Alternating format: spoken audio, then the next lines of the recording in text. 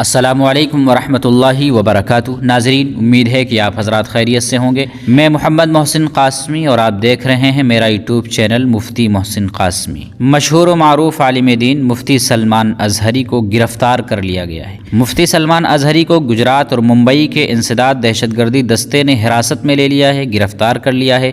یہ بہت ہی متعصبانہ اور ظالمانہ کارروائی ہے۔ مفتی سلمان ازہری بہت ہی مشہور عالم دین ہیں، ان کو کیوں گرفتار کیا، کیا وجہ تھی، آپ جانیں گے اس ویڈیو میں۔ اس سے پہلے آپ سے گزارش ہے کہ آپ اس ویڈیو کو لائک کر دیں، چینل کو اگر سبسکرائب نہ کیا ہو تو چینل کو سبسکرائب بھی کر دیں۔ مفتی سلمان ازہری نے ایک پروگرام میں ایک شعر پڑھ دیا جس شعر کی وجہ سے ان کو گرفتار کر لیا گیا۔ اس شعر کے اندر نہ تو انہوں نے کسی کا نام لیا نہ کسی کا تذکرہ کیا، لیکن ہندوتوا پروپیگنڈے کی وجہ سے ان کو حراست میں لے لیا گیا ہے، ان کو گرفتار کر لیا گیا ہے۔ کیا ہے پوری بات آپ سنیں اس ویڈیو میں۔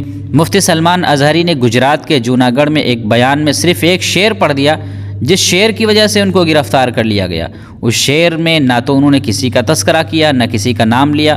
کیا تھا وہ شعر، آپ بھی سماعت فرما لیں۔ وہ شعر یہ تھا کہ کچھ دیر کی خاموشی ہے پھر شور آئے گا، کچھ دیر کی خاموشی ہے پھر شور آئے گا، ابھی کتوں کا وقت ہے ہمارا بھی دور آئے گا۔